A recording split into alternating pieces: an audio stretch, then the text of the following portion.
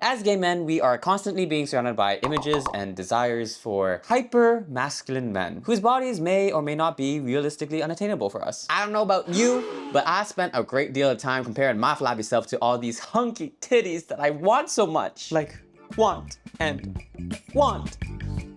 And if you've been on my channel before, you'd know that I spent a long time, pretty much my entire life, dealing with feelings of inadequacy. I'm the guy who was never chosen first. I'm the ugly kid in school whose best compliment I've ever received from my peers was that I was funny. All throughout my 20s, I developed this fixation, this desperate desire to chase after people who are never gonna like me. And back then, the only way I could feel like I could validate myself was through trying to have sex with hot men so that, you know, I could feel hot by proxy. Even just being next to them made me feel better about myself. Like, oh look, I'm hanging out with these people. Wow, look at me. Since then, I feel like I've grown and become self-aware enough such that I can handle when these emotions flare up. I can recognize these emotional triggers, these ghosts of my past that still remembers and wants to protect me from the pain of what I experienced before. And since sharing these feelings over the weeks, I've received such warm and heartfelt messages from you guys. It is really just so cute, and oh my god, I'm so honored. Like, I'm honored that you guys decided to reach out, to share your own stories, to be vulnerable with me. Like, I don't think there's any greater honor than that. So, you know, thank you so much. That being said though, I do apologize if I am slow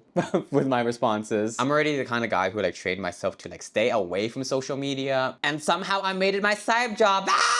But anyways, as the DMs and the emails come piling in, I sometimes get asked on advice on certain things. But the truth is, I ain't no therapist. But what I can do for you is to show you the kinds of strategies that I've learned to use in order to make myself feel better when these old feelings of inadequacy starts popping up. Like whenever I feel like I'm reliving that old story of me not being chosen first. Whenever I feel like I am never gonna be enough despite all the diets and the training and gym memberships and the personal training and the skincares and all of that. Whenever I'm feeling like I am never going to find my person, the strategies I'm about to talk about, these are the things that just personally help me. Now, I don't claim to have all the answers, nor am I saying I have a perfect, surefire strategy in combating these feelings. Because sometimes, despite logically and rationally knowing what's going on up here, sometimes it's just the heart and the emotions that just take over anyways and fucks you up. And sometimes I still end up feeling like that ugly kid. But you need to remember that you can't undo years of damage in a single day. It's gonna take practice. There will be days when you stumble, and boy did I stumble. You might make an impulse decision that leads to a big mistake, but you know,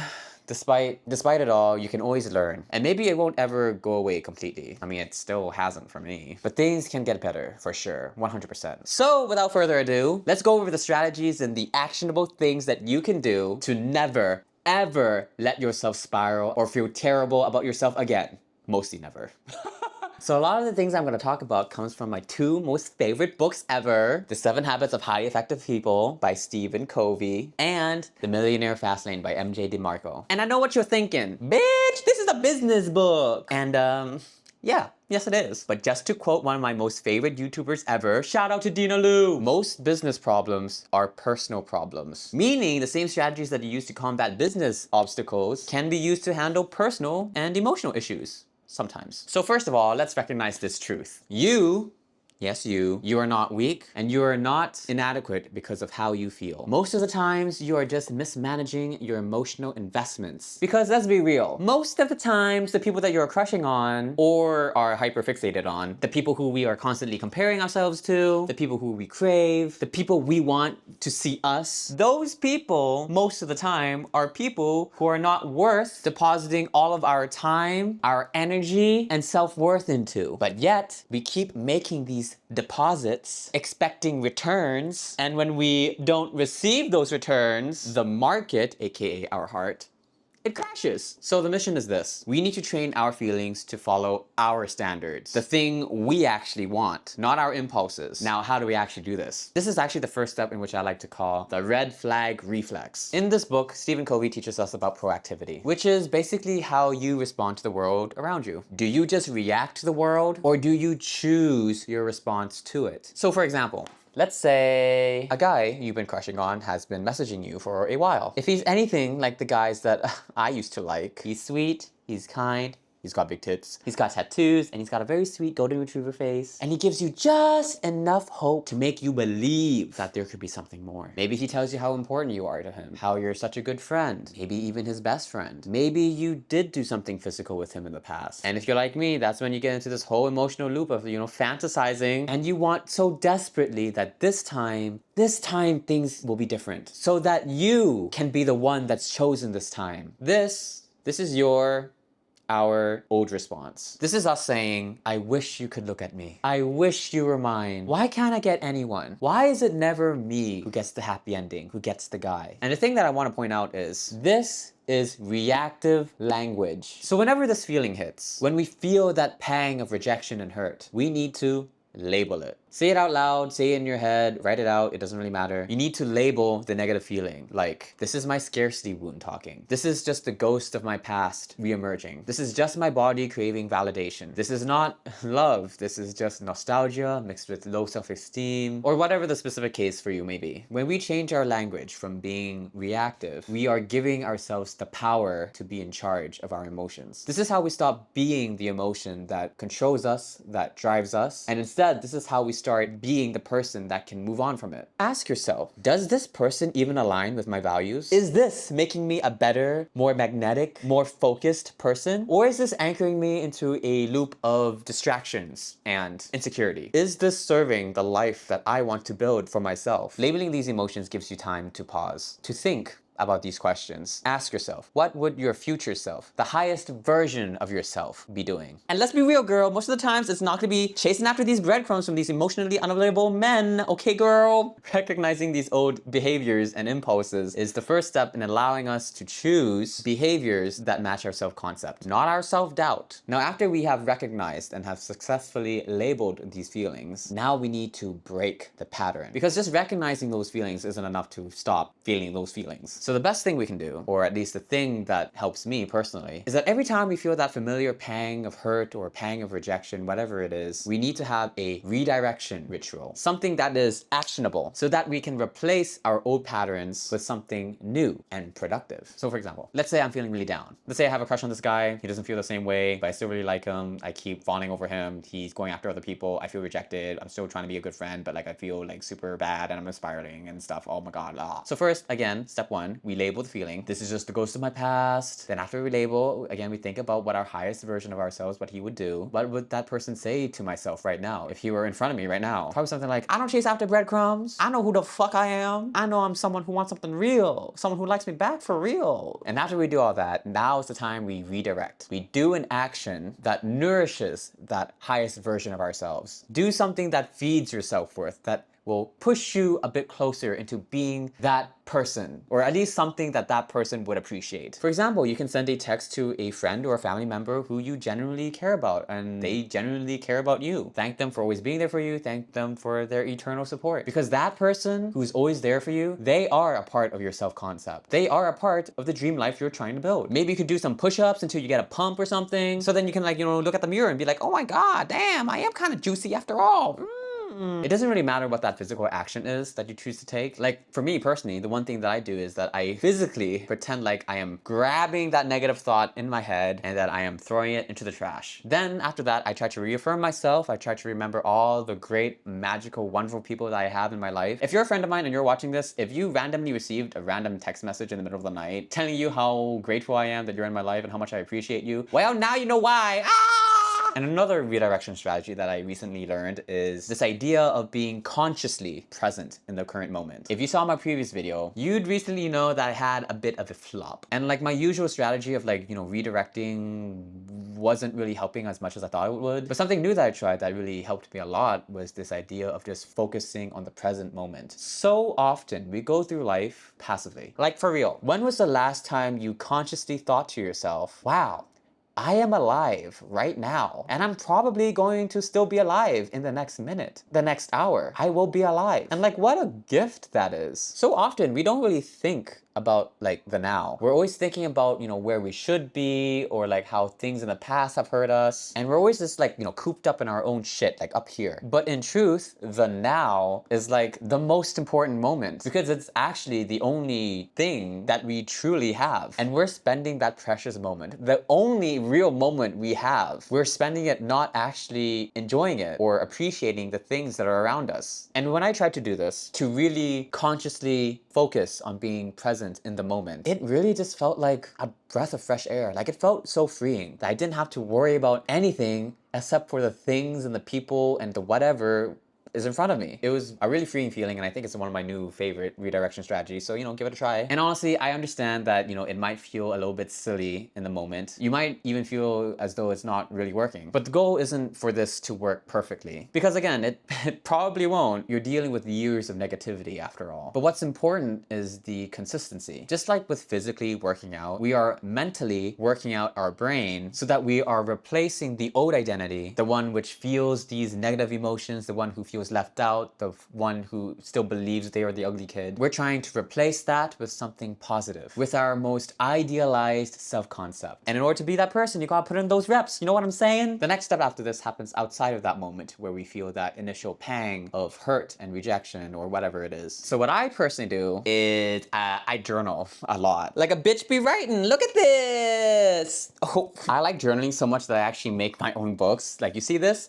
I stitched this bitch up myself. You guys like it? I love my journal. Would y'all be interested in a journal giveaway someday? I make them full of love.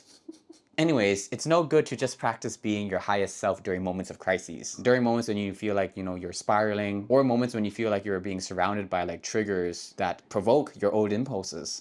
We gotta be preventative here, right? Just like with real diseases. Like I said, we gotta put our reps in. We gotta reshape our brain into the identity we want it to be. And for me personally, since I've been doing this for a while, I often journal in the morning for my goals for the future. How I want my future self to look like, what kind of life he's living, what sort of things I've achieved, also the things that I'm just grateful for in the present. It's kind of like a visualization exercise. I just write about my future and about the person who I want to become and about everyone and everything that I'm just super grateful for. If you're new to journaling or you've never tried, here are some prompts that you can start writing right now to help, get you into the flow of things. What does my highest self look like? And by the way, when I journal, I often write these things as, I am statements. So for this prompt, my answer to that would be, I am a loving son and a reliable friend. I will always try to have the backs of those who have mine. I am not my mistakes, and I am always able to learn and grow from them. Other prompts can be, what is something that my highest self can do today? What is one thing I can do today that can help validate myself? Who is adding to my life and who is draining it? And what have I done recently to those who have added significantly to my life? It honestly doesn't really matter what you write, as long as you're practicing gratitude and just thinking about where you want to end up being. As Stephen Covey puts it, you gotta begin with the end in mind. You gotta think about where you want to end up, where you want to be. If you do this every day, I promise you, things will get better. Like, I've been doing this for a while, and even now, even though it hasn't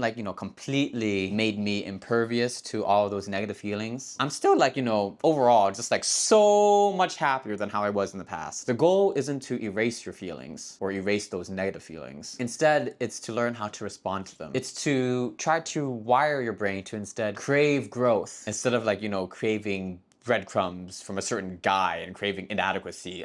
So yeah, start journaling and start rewriting the parts of your identity that no longer serve you. Now, this next step is kind of like an add-on to step 3, but I think it's important because, like I said, these feelings, they're not gonna go away, or at least not anytime soon. You and I are going to encounter situations which will trigger our old impulses, our old fight or flight responses. And the truth is, despite having these strategies in place, there will be times where it feels like it's just not working, or you basically feel like you're relapsing or something. This actually happened to me quite recently, which I talked about in a video right here. You can check it out if you want. But the point is, sometimes you flop. And that's okay. I flop too. I'm still a magic carpet now.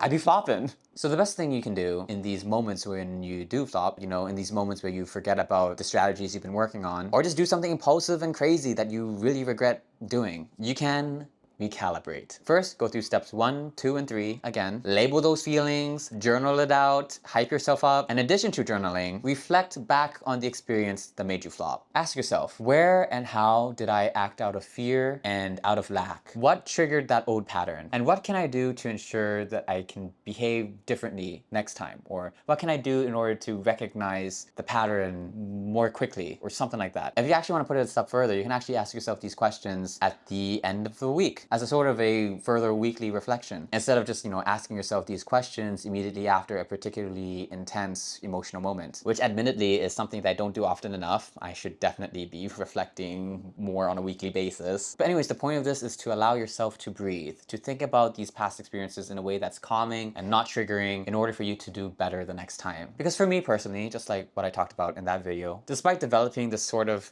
system for myself to feel and get better, I still found myself tumbling back into old habits and old behaviors and patterns. And I felt so disappointed in myself, like I was walking backwards. But what I learned from all of that is, I don't need to be perfect. I don't need to have that pressure. I just need to keep going. I can recalibrate. I am still in control of what happens now and from here on out. I can still train my self-concept. I can still grow into the person who I want to be. A tumble, it's just a tumble. You can always get back up from a tumble. I mean, you have to. You're born with legs, girl. You gotta use them. You get to choose who you want to become. And you can start being that person right now. This is not just faking it until you make it. This is repeating it until it replaces you. So let's just review everything once again. Whenever you feel hurt, rejected, demoralized, inadequate, you're going to recognize the red flag, the thing that's triggering you, the emotions that you're feeling, and you're going to label that wound. Then you're going to redirect. Change the language of your old self into the language of what your most idealized version of yourself would say. Then you're going to do an action, one that nourishes that self-concept that you have in your head. Maybe you go work out. Maybe you send a text to a loved one. Maybe you spend 5 minutes gassing yourself up on a voice memo and replaying it back to yourself. Or maybe you can just try being consciously present in the moment. Whatever it is you try to do, you're going to try to do this consistently every time you feel those negative feelings or urges. And then outside of those moments when you feel triggered, like basically your day-to-day, you're going to practice reframing yourself through journaling or maybe drawing or whatever. I don't know how you're gonna do it, but for me, I journal, I write. You're gonna visualize your future, you're going to build your identity, you're gonna imagine it all. You're gonna try to imagine that perfect version of yourself. And finally, in the moments when you do fall, sometimes maybe you fall a bit harder than you expected, instead of feeling sorry or disappointed in yourself, you are going to recalibrate. Review where you flopped, review the good, review the bad, reflect on it, think about what you can do to do better and what you can do to better recognize those old patterns, and then of course correct. So again, that's recognize the red flag, redirect your feelings, reframe yourself every day bit by bit, thinking about your most idealized self-concept, beginning with the end in mind, and finally recalibrate when things go wrong. And actually, if you want to have these reminders be more visible and accessible for you, I actually made an infographic for you guys.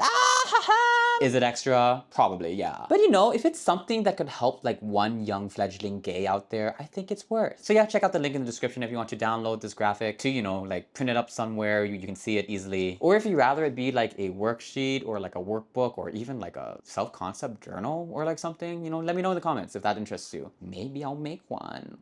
Now again, I'm no therapist. I mean, I even mentioned how recently I flopped personally and I didn't even act on my own methods in that particular moment. Like, I'm just a guy, I'm not perfect. But still, overall, I still feel like this has helped me tremendously over the years. And sometimes as we go through life as gay men, it's just so unbearably easy to be caught up into some negative shit, whether it be from some drama or from some, past trauma. Sometimes it can just feel never ending and hopeless. I know I felt that way before. But I hope you know now that life is just so full of hope and opportunity. And thank you again so much for, opening up to me and telling me how much my words resonated with you. Although I try, I can't realistically reply to everyone. So I hope this serves as like a good middle ground. And like, I just hope that this helps you as it's helped me over the years. Is it perfect? Probably not. There's probably a therapist out there who can probably give you a much better, more detailed, tailored plan. But this is just something that works for me. Because bitch, I ain't got no therapist. Not in this economy. Oh my God. All I got are them books, baby. All I got are these books. So yeah, that's everything I had to say in this video. Thank you so much for following me on this journey. The goal is to always try to be better. And I hope we can be better together. Anyways, that's it. So thanks for hanging out with me as always. And I guess I'll see you guys next time. All right? See you.